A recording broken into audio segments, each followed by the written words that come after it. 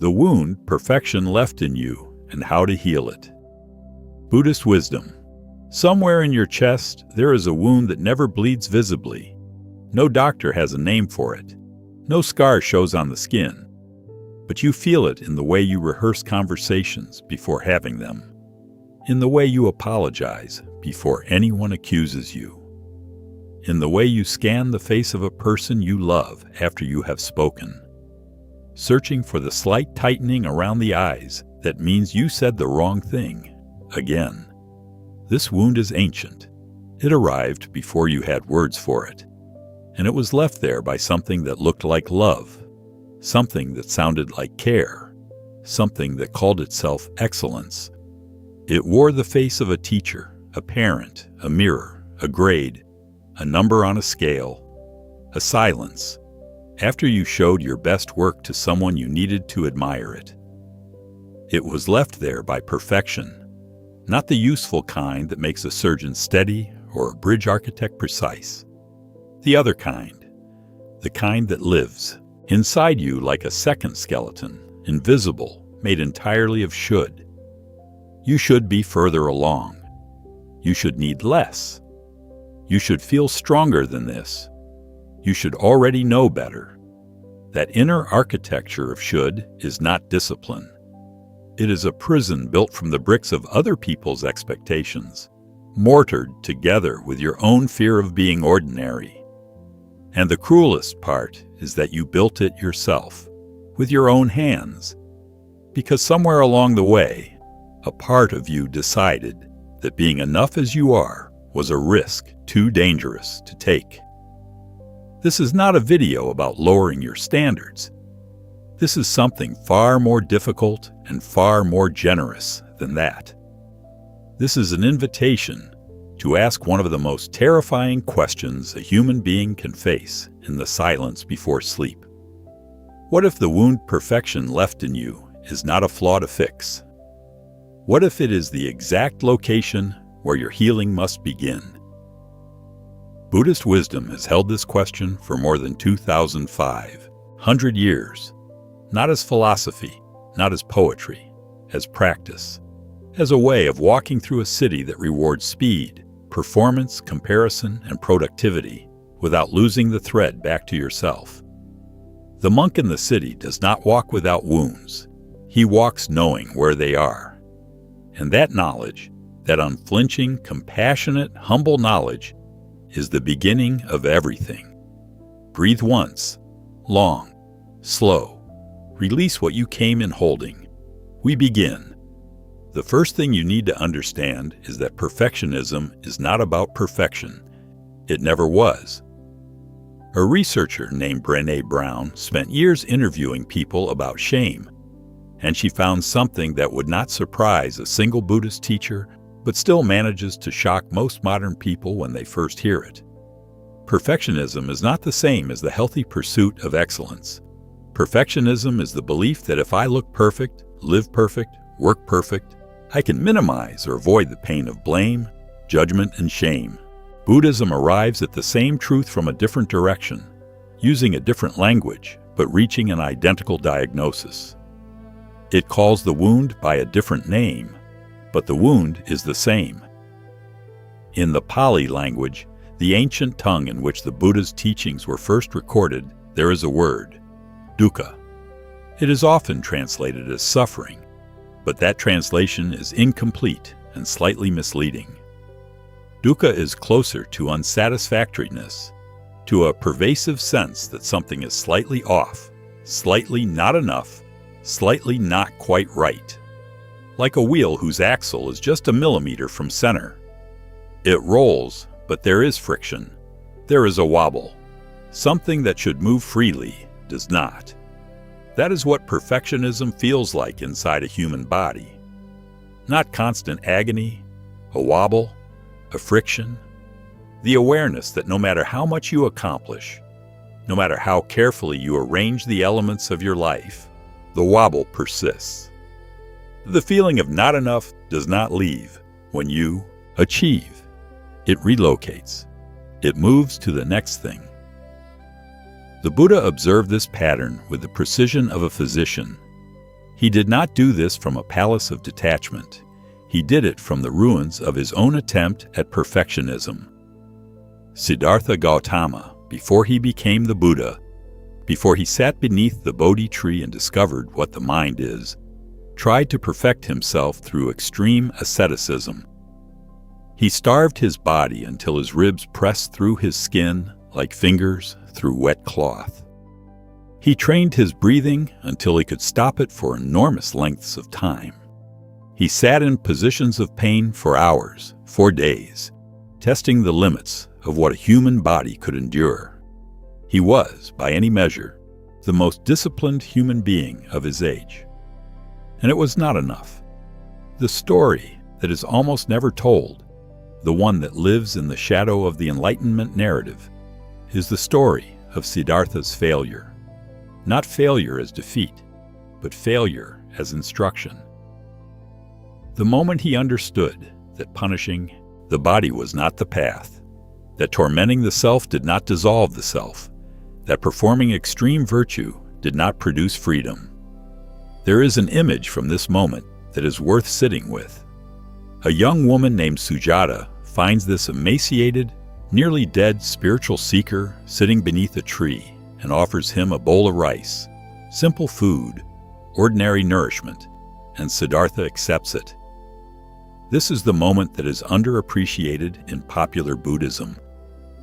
Before the Enlightenment, there was the acceptance of the bowl of rice.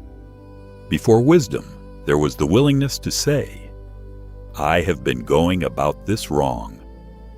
I have been treating my own body, my own mind, my own insufficiency as the enemy. I have been trying to perfect myself into freedom, and it has only brought me closer to death." The monk in the city recognizes this moment, because the monk in the city faces its equivalent every single day. It arrives in the middle of a project you cannot finish because it is not yet good enough. It arrives in the relationship you hold at a distance because you are not yet the version of yourself who deserves intimacy. It arrives in the body you are at war with, the one that should be thinner, stronger, younger, less tired. It arrives in the draft you cannot send, the painting you cannot show, the conversation you cannot begin. It arrives as exhaustion wearing the mask of standards. And the question Siddhartha asked himself under that tree, the question that preceded everything, is available to you right now, in this moment, in whatever room or street or transit you inhabit as you hear these words. What if this is not the path? What if the punishment of not enough is not the road to enough?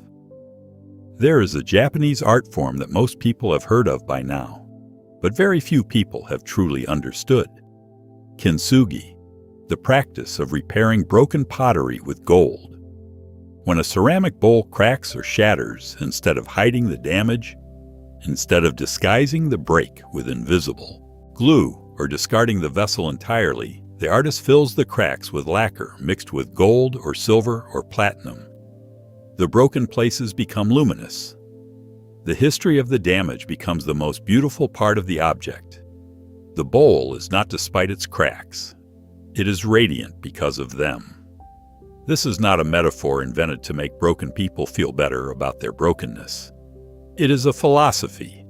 It is a way of seeing that emerged from the Zen tradition and from the Japanese aesthetic concept of wabi-sabi, the beauty of imperfection, impermanence, and incompleteness. Wabi-sabi is the direct adversary of perfectionism. Where perfectionism sees a crack and feels shame, wabi-sabi sees a crack and feels recognition. It sees the proof of a life lived, of pressure endured, of the honest record of a thing that was used, that mattered, that encountered the world and was changed by it. The perfectionist inside you looks at the crack and says, "I should have been more careful. I should have held it better. I should have seen this coming. I should not have let this happen." Wabi-sabi looks at the same crack and says, "This is where the gold goes." But to truly understand this, to let it move from a beautiful idea to an actual transformation in how you live, you need to understand something about the nature of the crack itself. Because the crack left by perfectionism is not random. It follows a specific anatomy. It runs along specific lines. And those lines reveal exactly where the healing needs to happen. Let's begin with the first crack. The first crack is the one between who you are and who you believe you are supposed to be. In Buddhist psychology, this is called the gap of comparative mind, and it is one of the most fertile breeding grounds for suffering that the tradition identifies. The comparative mind is not content to simply observe what is.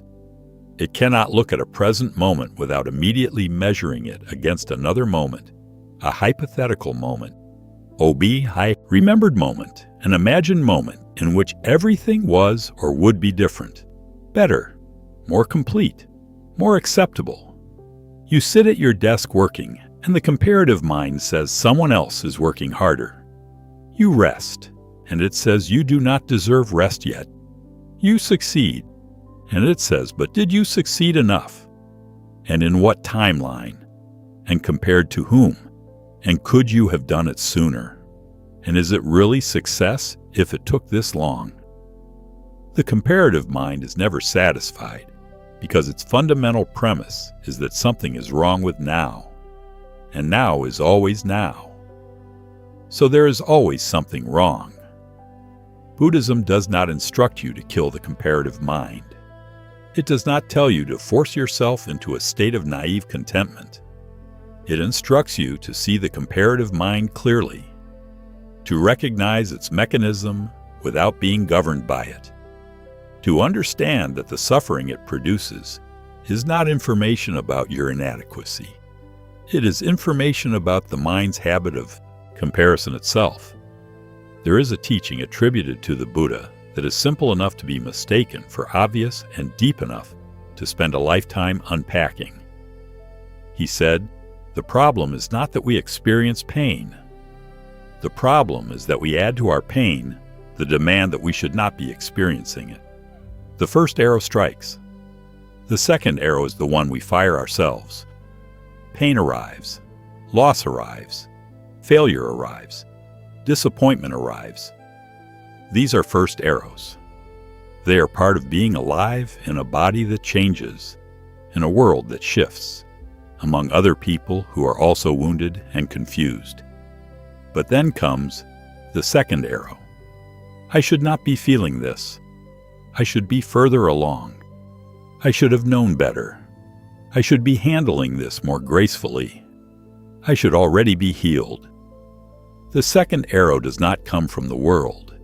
It comes from the part of you that has decided you are required to be perfect, even in your suffering, even in your grief, even in your confusion, even in the places where life has simply, honestly, undeniably broken you.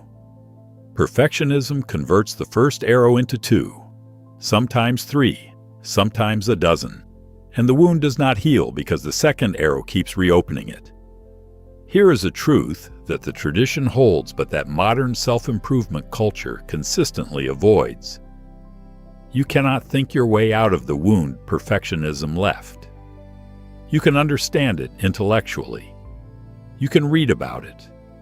You can identify the patterns. You can trace the origins back to a demanding parent, a punishing school, a culture that valued your performance over your presence. You can see the mechanism clearly, name it precisely, explain it eloquently to someone else. And still, the wobble persists, because the wound is not held in the mind alone, it lives in the body. Buddhist practice understood this long before neuroscience found its language for it. The body is not merely the vehicle that carries the mind from one place to another. The body is the location where the truth lives, where the unprocessed is stored, where the pattern persists even after the insight arrives. There is a practice in the Theravada tradition called the Satipatthana, the foundations of mindfulness. And the first foundation is not the mind, it is the body, kaya, the invitation to return again and again to the physical reality of being a creature made of sensation. When perfectionism grips you, where do you feel it? This is not a rhetorical question. It is a diagnostic one, because the answer is specific, and it varies from person to person, but it is always honest. For some, it is a tightening in the chest, a compression around the heart that feels like something being squeezed. For others, it is the jaw, the teeth set against each other, grinding in sleep or clenching in waking concentration. For others still, it is the shoulders, the way they rise toward the ears when the pressure builds. Or the stomach, that particular knotting around the solar plexus that arrives when you are about to be evaluated, seen, judged. The body knows the wound even when the mind has convinced itself that everything is fine. And here is the instruction that is both simple and extraordinarily difficult to follow. Instead of moving away from the sensation, move toward it. Not to torture yourself, not to wallow, but to finally, honestly, meet the part of yourself you have been trying to improve into non-existence.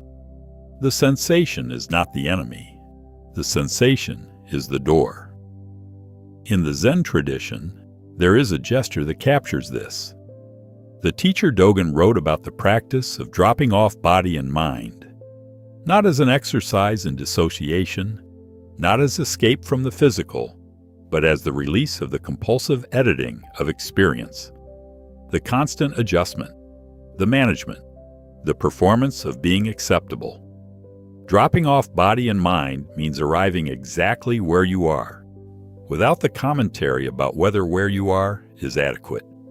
It means noticing the tightening in the chest and not immediately working to fix it, explain it, or justify it. It means noticing the shame that lives in the jaw, the anxiety in the shoulders, the grief in the belly, and allowing those sensations to simply be what they are. Present, real, not a sign of failure, not evidence of brokenness. Simply the honest record of a human being who has been trying very hard for a very long time. That allowance, that simple, radical, terrifying allowance, is where healing begins. Let us speak about comparison directly, because in the city, comparison is not an occasional visitor. It is the air.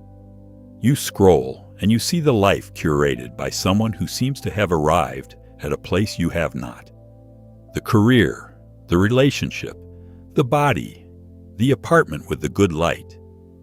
You sit across from a colleague who does not seem to be as tired as you. You look at where you thought you would be at this age and where you actually are. And the distance between those 2 points becomes a measure of your failure. The city is a machine for producing comparison. And perfectionism is the belief that the comparison is correct information about your worth. It is not. This is one of the places where Buddhist teaching becomes almost uncomfortably direct. The tradition does not suggest that you simply feel better about yourself. It goes further. It questions the very framework within which the comparison operates. It asks, who is the one being compared? In Buddhist philosophy, the concept of anatta, or non-self, is one of the 3 marks of existence. Along with impermanence and dukkha, it describes a fundamental characteristic of reality that runs completely contrary to the way we typically experience ourselves. Non-self does not mean that you do not exist. It means that the self you believe yourself to be, the fixed, consistent, bounded entity with a permanent identity that can be judged, ranked, and found wanting, is not what you think it is. You are not a finished object. You are a process. You are a living pattern of causes and conditions, constantly changing, constantly becoming, inherently relational, inseparably embedded in a web of influences you did not choose and cannot fully control. When perfectionism says you should be further along, it is speaking to an entity that does not actually exist. A fixed, stable self that could have made different choices and arrived at a better position. But the you who is here right now is the inevitable result of everything that has ever happened to you, through you, and around you, not as an excuse, as a fact. This does not mean you cannot change. It means the comparison is false from the beginning, because the version of you being compared to an imagined better version is not a stable object you can polish. It is a river. And rivers do not become better rivers by being shown pictures of other rivers. Rivers become themselves by flowing. The comparative mind stops the flow. It says, wait. Before you move, let me measure how far you are from where you should be. And then it measures again, and again. And the river stands still, accumulating pressure, going nowhere, comparing the distance to an imagined destination that changes every time you get closer to it. The teaching of non-self does not ask you to stop caring about growth or improvement or excellence. It asks you to release the fiction of the self that is being graded. It says, what if there is no fixed you to be found wanting? What if the most honest and radical thing you can do is simply move? Simply flow? Simply show up, fully and honestly, to whatever this moment contains. That is not resignation. That is freedom. There is a particular suffering that perfectionism produces that does not receive enough attention. It is the suffering of the almost done. You know this place. The project that is 90% finished but cannot be released because it is not yet exactly right. The letter you have written and rewritten because the words have not yet arrived at the precise calibration that will make them safe. The relationship you are withholding yourself from because you are not yet the person who deserves it. The life you are preparing to live as soon as you have fixed the remaining things. The almost done is where many lives are actually lived, in the perpetual preparation for the real beginning. Buddhist philosophy calls this particular trap tanha, translated most often as thirst or craving. But the tanha of perfectionism is not the obvious craving for pleasure or possession. It is more subtle. It is the craving for a future self who will finally be safe. Finally, be enough. Finally, be immune to the second arrow. You are not craving the finished project. You are craving the feeling you believe will arrive when the project is finished. The feeling that it is okay to be you. The feeling that the wound can finally be allowed to close. But here is what the teaching reveals, and what experience, if you are honest about your own experience, will confirm. That feeling does not arrive with the finished project. The finished project produces a brief moment of relief, followed immediately by the same question, from a new position. Now what? What is the next thing that needs to be perfected before you are allowed to rest? The seeking never ends until the nature of the seeking is understood. In the second noble truth of Buddhism, the Buddha identified the cause of dukkha as tanha, the thirst. Not the thirst for pleasure specifically, but the thirst for things to be different from how they are. The thirst for the future self. The thirst for the finished version. The thirst for the moment when the wound will finally, mercifully heal. And the teaching is not that the thirst is shameful. The teaching is that the thirst is self-perpetuating. It cannot be quenched by getting what it seeks, because getting what it seeks simply produces a new thirst. The mechanism is not about the object of desire. It is about the desire itself. The healing does not come from finishing. It comes from the willingness to be present with the unfinished, to say, this is where I am, this is what I have, this is the voice I have right now, not the voice I will have after I have practiced for another year. This is the body I inhabit today, not the body I am earning through discipline. This is the work I have done, with the resources available to me, in this particular life, shaped by these particular causes. This is enough to begin. There is a concept in Tibetan Buddhism called bodhicitta. It is often translated as awakening mind or compassionate heart. But its most lived, most practical meaning is something that perfectionism is the complete opposite of. Bodhicitta is the orientation of the heart toward the freedom of all beings, including oneself. This is the part that gets lost in many conversations about compassion. People understand extending compassion to others, to the suffering stranger, to the difficult relative, to the child who misbehaves. They understand that compassion is not the same as enabling harm, and they understand that it requires genuine care rather than performance. But extending bodhicitta toward oneself, genuine, unconditional, undiscriminating compassion toward the self that is currently failing, currently falling short, currently not yet healed, currently still doing the thing you promised yourself you would stop doing, currently looking in the mirror with that expression, that particular exhausted, resigned, quietly contemptuous expression. This is the practice that the wound perfectionism left most needs and most resists. The Tibetan practice of Tonglen, which means giving and taking, is one of the most profound exercises in this direction. The practitioner visualizes taking in their own suffering, their own fear, their own shame, their own sense of not enough, on the in-breath, and offering relief, spaciousness, warmth, and compassion on the out-breath. Not to eliminate the pain, to be willing to be with it, to stop running from it, to stop trying to perfect it away. What Tonglen teaches about perfectionism is this: the wound does not need to be fixed before it receives compassion. It needs to receive compassion precisely because it is a wound. The self does not need to be improved before it is worthy of kindness. It needs kindness exactly because it is struggling. There is a teacher whose words have traveled through many translations but lose none of their weight in the traveling. Pema Chodron, a Tibetan Buddhist nun and writer, describes the practice of Maitri, loving kindness toward oneself, as making friends with yourself.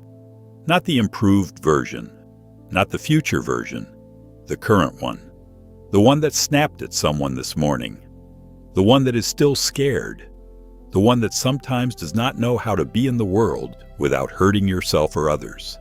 Making friends with that self is not weakness. It is the bravest thing you can do, because it means agreeing to be present for a self you have spent years trying to edit into acceptability. It means putting down the second arrow. Let's talk about the perfectionist's relationship with failure, because this is where the wound shows its full architecture. Failure, for the perfectionist, is not information. It is identity. It is not what happened. It is what you are. Something did not work. And the internal translation is immediate and complete. I am someone who fails. I am the kind of person who gets this wrong. I am the evidence of the original wound. Not enough. Never quite enough. And now the world has confirmed it. The Buddhist tradition offers a framework for failure that is so different from this that it initially seems almost naive. It seems too simple, too generous, too kind, as though it does not take failure seriously enough. The framework is karma, but not karma in its popular Western misunderstanding as a cosmic scoreboard of reward and punishment. Karma in its original meaning, which is simply action and its consequences. Cause and effect. The harvest and the planting. Every action plants a seed. Some seeds grow quickly. Some take seasons. Some never bloom in the direction you intended. Some bloom in ways you did not expect, in directions you did not design. Failure, in this framework, is not evidence of your worth.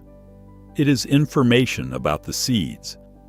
It tells you something about the soil, about the weather, about the timing, about the seeds themselves. It does not tell you that you are the kind of person who should stop planting. There is a teaching story from the Japanese Zen tradition. A student approaches the teacher after his third attempt to pass the koan examination has failed. He is devastated. He believes himself unworthy of the path. The teacher looks at him and says something that appears cruel, but is, in its own way, the deepest compassion. The teacher says, "Good. Now you are ready to begin." Not because failure is inherently good, but because the student had been attempting to solve the koan from behind the armor of achievement. He was trying to succeed his way to wisdom. And wisdom cannot be achieved. It cannot be performed. It cannot be earned through sufficient effort. It can only be discovered when the effort drops, when the armor comes off, when the striving loosens enough for awareness to enter. Failure is sometimes the necessary dissolution of the effort that was in the way. This is not an invitation to stop trying. It is an invitation to examine what you are trying to achieve and whether the trying itself is blocking the arrival. In the city, failure arrives in forms that are specific and personal and painful. The business that failed, the marriage that ended, the addiction that returned after years of sobriety, the body that collapsed despite the discipline, the child who turned away despite the love. These failures are real. They are not metaphors. They are not spiritual exercises disguised as pain. They are painful precisely because they are real. But the second arrow, the demand that you should not have failed, the story that your failure is evidence of your fundamental unworthiness, the belief that someone better, someone more, someone finally enough would not have arrived here, that is the construction. And it is the construction, not the failure itself, that keeps the wound open. The failure happened. The wound is real. The gold goes in the cracks, not despite the cracks, through them. There is something that the wound of perfectionism does to the body over time that is worth naming plainly. It makes you tired, not the honest tiredness of a body that has worked and needs rest. The other kind, the tiredness that arrives in the morning before the day has even begun. The tiredness that persists through sleep. The tiredness that is not fixed by vacation, or exercise, or any of the things that should fix it. This is what the Buddhist tradition calls the exhaustion of the comparing mind, the fatigue of the self that is always in evaluation, always monitoring, always measuring the distance between what is and what should be. The body pays for perfectionism over time.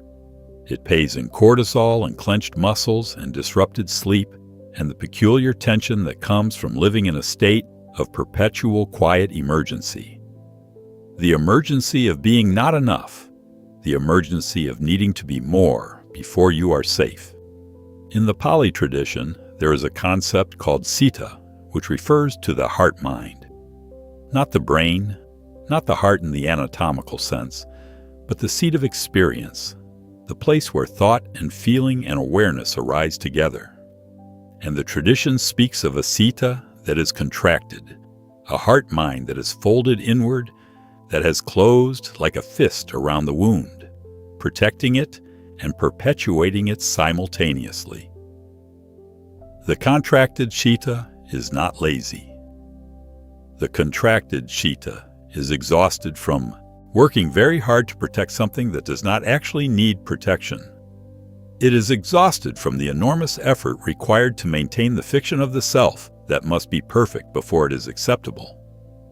Opening the citta, which the tradition sometimes calls softening the heart, is not a metaphor. It is a physical event.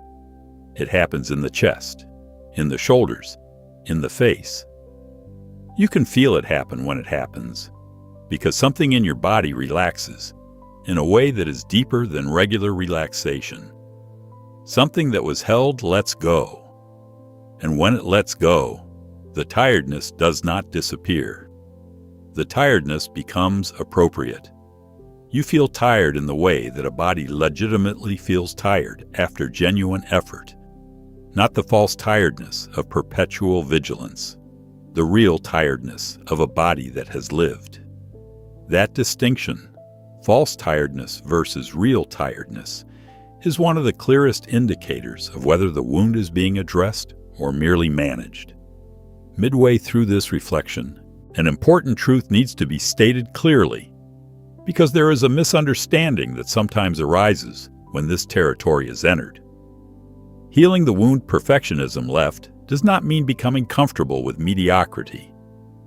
The tradition that gave us this wisdom also gave us texts of extraordinary precision and rigor. The Abhidharma, the Vinaya, the complex and demanding meditation manuals that describe states of consciousness with a specificity that rivals contemporary neuroscience.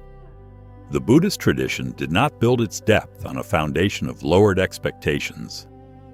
What changes when the wound heals is not the direction of the movement. It is the reason for it. Before the healing, you work hard, because if you do not, you will be found wanting. You push yourself because something in you believes that rest is not earned until the work is finished. You pursue excellence because the alternative, being seen as ordinary, feels like a threat to something essential in you. After the healing, the work changes character. Not because you stop caring, because you start caring from a different place, from curiosity instead of fear, from genuine engagement instead of compulsive performance, from the place that a meditation teacher described as effort without effortful effort. There is a Japanese concept called shokunin.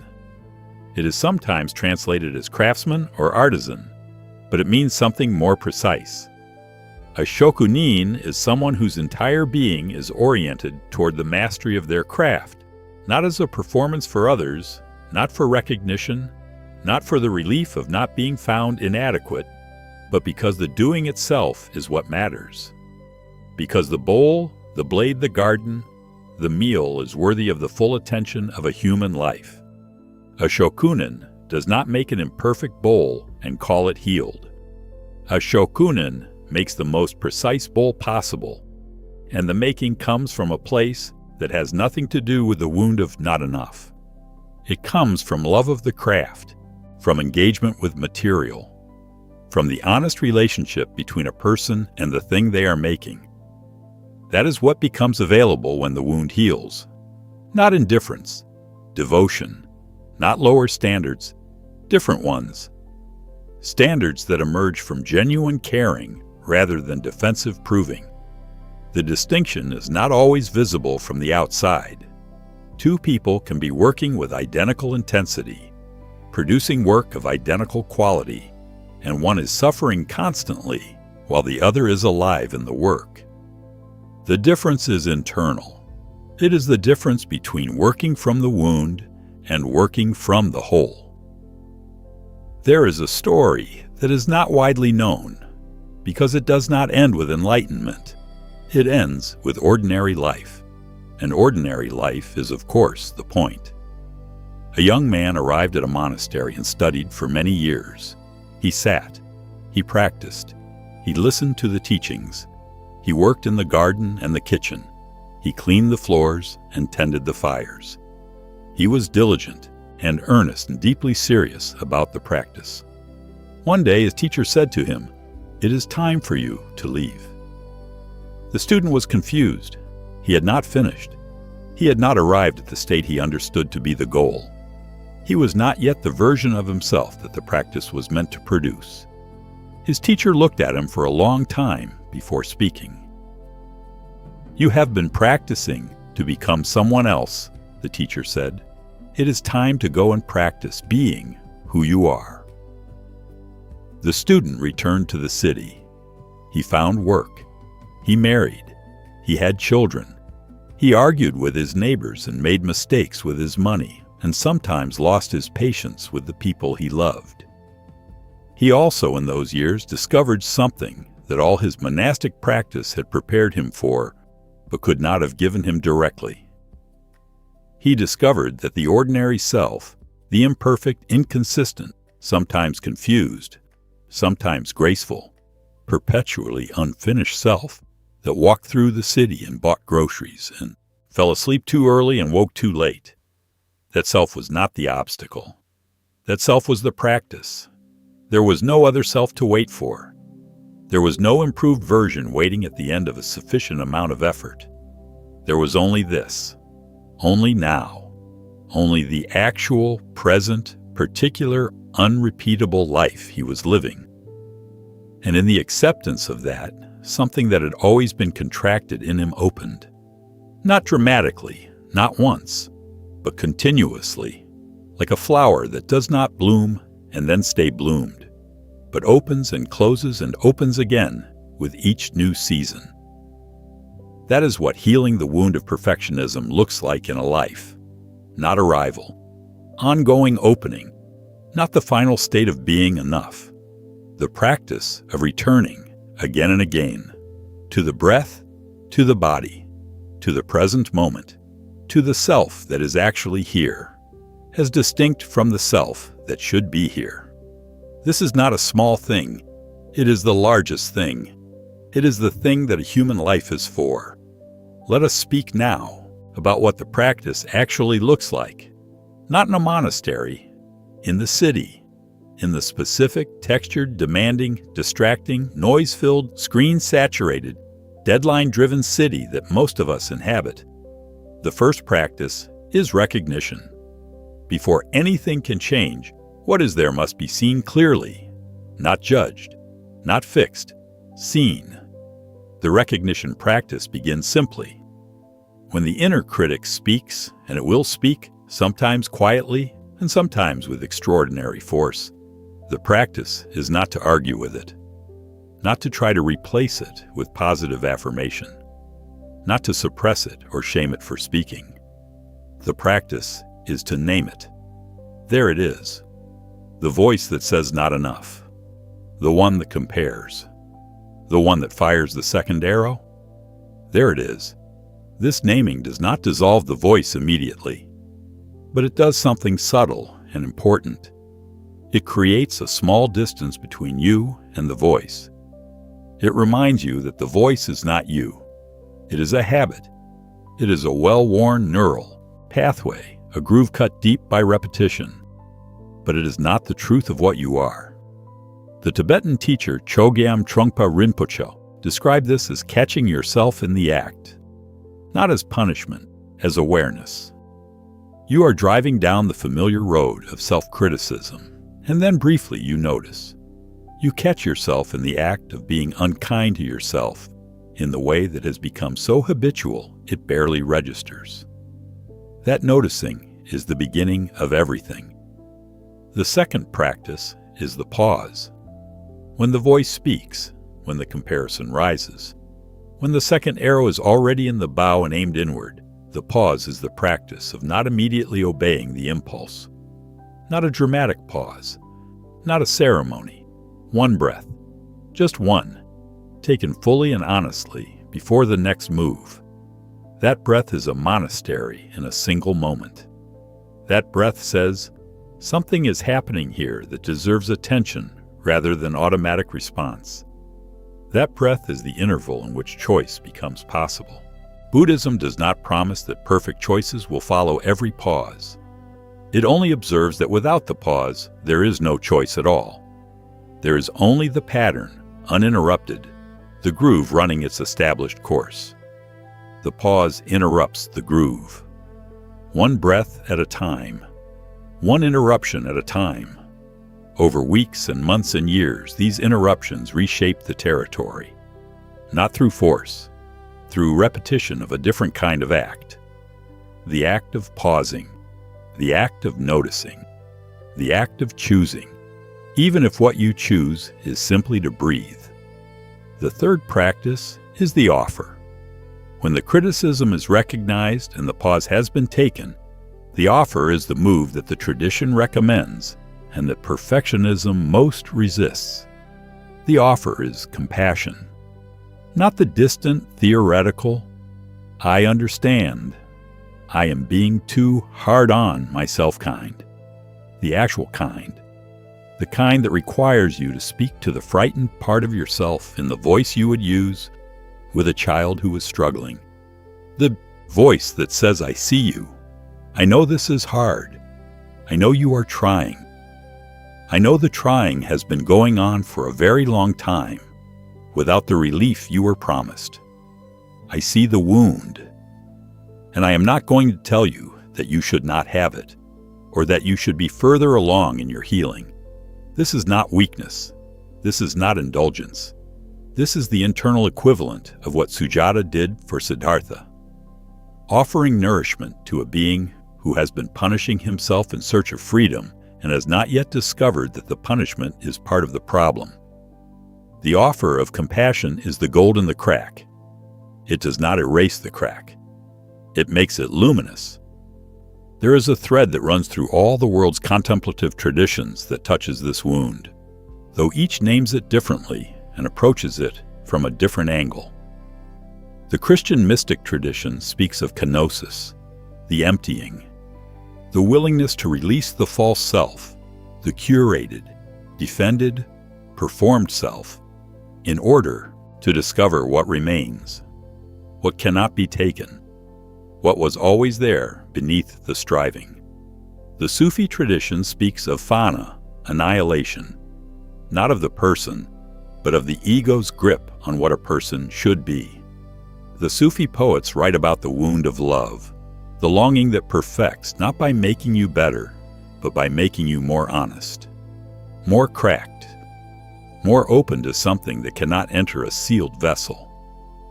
The Jewish mystical tradition speaks of Tzimtzum, contraction and expansion, the paradox that the Creator made space by contracting, and that the fullest creation requires something to give way, to not fill every corner, to allow the wound to be a kind of holy emptiness. These traditions are not identical. They approach this territory from different maps, with different vocabularies, toward different ultimate orientations. But they converge on something that the perfectionist mind finds almost incomprehensible. The crack is not the problem. The wound is not the obstacle to wholeness.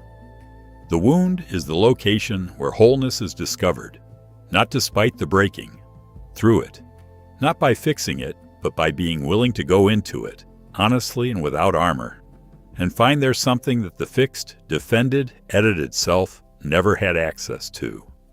The perfect self, the one you have been trying to build since the first time someone suggested that what you were was not quite what was needed, that self is not who you are. It is what you became in order to be safe. And it is extraordinarily heavy to carry. Putting it down is not losing yourself. It is finding yourself, the actual, present, historically real, imperfect, sincere, particular, irreplaceable self that arrived in this world without a manual and has been doing its best ever since. That self deserves the same compassion you would extend to anyone else who was in this much pain and had been working this hard for this long without being told that it was enough.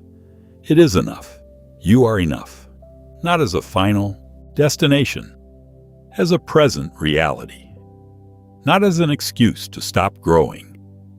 As the ground from which genuine growth that comes from love rather than fear, actually becomes possible. There is a practice from the Theravada tradition that deserves particular attention in the context of healing the wound perfectionism left. It is called metta bhavana, the cultivation of loving kindness, and the traditional sequence of its practice is specifically designed to address the difficulty that the perfectionist has with self-compassion. Because the practice does not begin with the self. It begins with someone easy. You begin with someone whose face, when you picture it, produces immediate and uncomplicated warmth.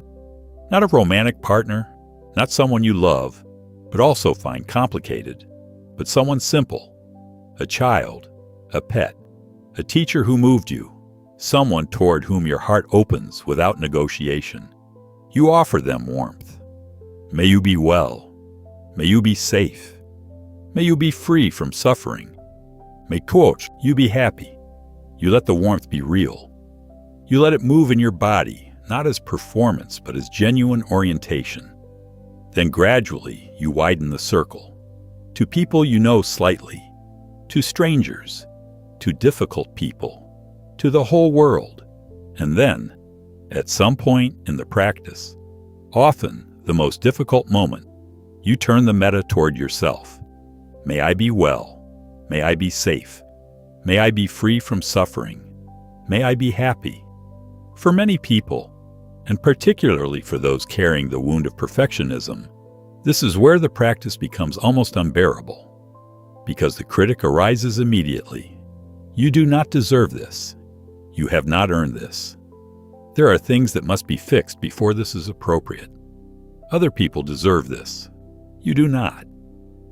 And the practice instruction at this point is not to force the warmth or manufacture it or demand it of yourself through yet more effort. The instruction is to notice what arises, to be with the resistance itself with curiosity and gentleness, to recognize that the inability to extend kindness to yourself is itself a kind of suffering, and to let that recognition be the doorway. The wound that does not allow you to be kind to yourself is part of what is being healed. The practice works on it over time, not through force, but through the gentle, repeated, consistent offer of warmth, like water finding its way through stone, not by fighting the stone, by being consistent and soft and persistent. Over time, something changes, slowly, unevenly, with many regressions and returns, but something changes. The voice of the inner critic becomes more recognizable as a voice rather than a truth. The space between stimulus and reaction widens slightly in the direction of kindness. The second arrow is caught in the air more often before it lands. This is not dramatic transformation. It is the only kind that lasts. Let us speak now about relationships, because perfectionism does not live only inside you. It shapes every relationship you are in. It shapes how you love. The perfectionist's love often looks like criticism from the outside and feels like care from the inside.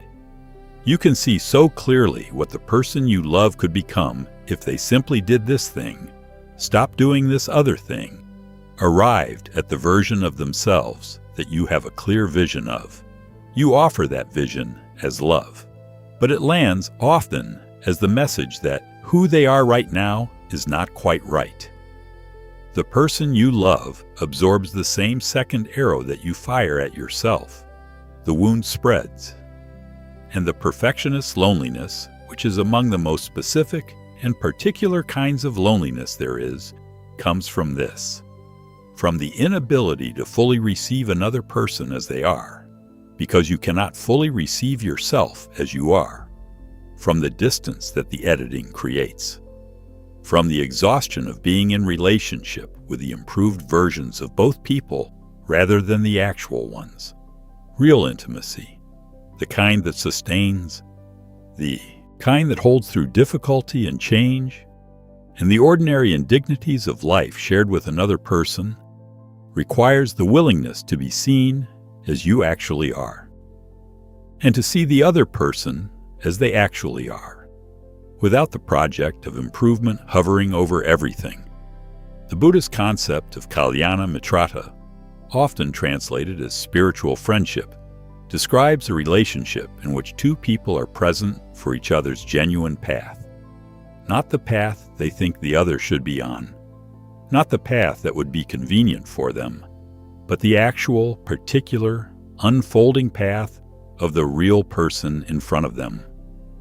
This requires seeing, genuine seeing. And genuine seeing is not possible when you are always looking at someone through the lens of what they could become. It is only possible when you agree to be present to who they are right now.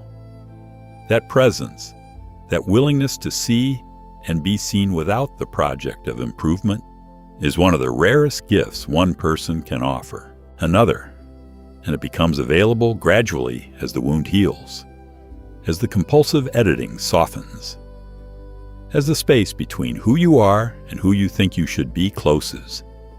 not by becoming the ideal, but by discovering that the ideal was never the point. The point was always this: the actual person, the actual moment, the actual conversation that is happening right now, rather than the conversation that would happen if both of you were the improved versions.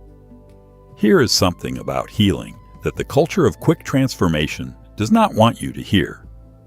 The healing of the wound perfectionism left is not linear. It does not move from wounded to healed in a steady progression with clear markers of advancement. It is not a project with a completion date.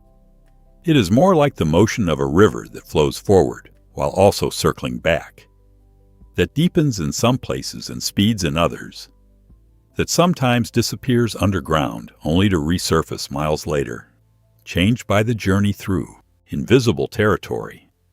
You will have days when the voice is quiet, when the comparison does not grip, when you can sit with your own ordinariness with something that feels like peace, when the work you do comes from a place of genuine engagement rather than anxious proving, when you look in the mirror with an expression that is neither contempt nor performance, but simply recognition. There you are, and you will have days when the wound opens as if it were new, when the comparison arrives with the force of revelation, when you catch yourself believing with complete conviction that the voice is right and you are, in fact, not enough. When the second arrow lands before you even realize it has been fired. This is not failure. This is not evidence that the practice does not work or that you have been doing it wrong. This is the actual texture of being a healing human being in a world that consistently rewards the performance of being unhealed. The practice is not to arrive at the state where the wound never opens. The practice is to decrease, gradually and unevenly, the amount of time between the opening and the recognition, between the wound and the compassion, between the second arrow and the choice to put down the bow. In the tradition, this is described as purification, not in the moral sense, in the practical sense, the gradual refinement of attention, the slow cleaning of the lens through which experience arrives. Not perfection of the lens, the ongoing work of keeping it cleaner than it was. That is the practice available to everyone, not the enlightened state that transcends the wound. The daily, hourly, breath-by-breath return to presence with the wound that is here. There is a final image that the tradition offers that I want to sit with before we close. It is the image of the Bodhisattva. In Mahayana Buddhism, the Bodhisattva is a being who has arrived at the threshold of full liberation and has, out of compassion for all beings who are still suffering, chosen to remain, to stay, to be present in the world of difficulty and confusion and imperfection until every being has found its way home. The Bodhisattva is not perfect. The Bodhisattva is fully present. This is an important distinction. The Bodhisattva ideal is not a model of flawless behavior or unblemished character or impossible purity. It is a model of orientation, of the direction of the heart, of the commitment to show up fully and honestly in the places where beings are struggling and to offer what can be offered, which is not perfection, but presence. What would it mean to be a bodhisattva in the context of your own wound? It would mean staying present with the part of you that is struggling rather than trying to get away from it. It would mean offering to the wounded self the same patient, compassionate presence that you would offer to a dear friend in the same pain. It would mean choosing, again and again, to remain in relationship with your own imperfection rather than abandoning it in the perpetual quest for the self that would finally be acceptable. It would mean that the wound you carry does not make you less qualified to be in the world. It makes you more available, more honest, more genuinely useful to others who are carrying similar wounds in similar silence. Because the perfectionists in the world are rarely helped by those who have never struggled.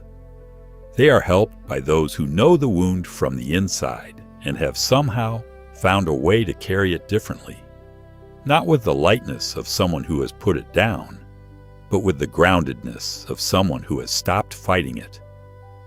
The wound healed is not the wound gone. It is the wound that has been met with such consistent, patient, genuine compassion that it no longer commands the entire self. It is the wound that has received its gold, that shines in the places it once hid, that has become not the shameful secret of your inadequacy, but the most honest and irreplaceable part of your story. Here is where we have arrived. You walked in carrying something that looked like standards, sounded like discipline, and felt like a permanent, quiet emergency. You have been in it so long that you might have believed it was the texture of your personality rather than a wound, something you were born with rather than something that was done.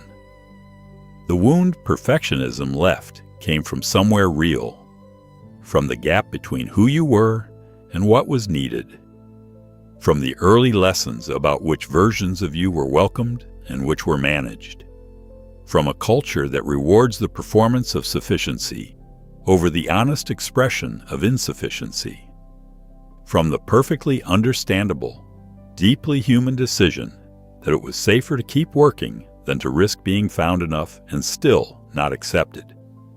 You made a reasonable choice with the information you had. You chose the armor.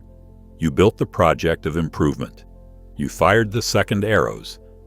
And now you are tired. The invitation of this teaching is not to become someone who no longer cares. It is to become someone whose caring comes from a different root, from curiosity rather than fear, from engagement rather than proving, from the love of the work rather than the relief of the approval. The path from here to there is not quick. It is not linear. It is not dramatic. It is the path of one breath, one recognition, one pause, one offer of compassion at a time, over days and months and years, in the city, in the traffic, in the inbox, in the mirror, in the relationship, in the work. It is the path of the monk in the city, who walks without robes, without bells, without the clean silence of the monastery, who walks in the noise and the rush and the comparison and the screen-saturated, deadline-driven, productivity-measured ordinary life, and who finds in each breath the opportunity to put down the second arrow. You do not have to be finished to begin. You do not have to be healed to offer compassion to the wounded. You do not have to be enough to be worthy of the gold. The crack is already there. The crack has always been there. This is where the light gets in. This is where the healing begins. Not tomorrow, not when the project is finished, not when the version of yourself that deserves this has finally arrived. Now, here, in this breath, in this exact, imperfect, unrepeatable, entirely sufficient moment. The wound is real. The gold is real. The opening is yours. If this found you in the place where you needed it, let it travel. Share it with someone who is tired of trying to be enough. And if you want to keep walking this path together, this channel is here for you. The monk in the city walks on.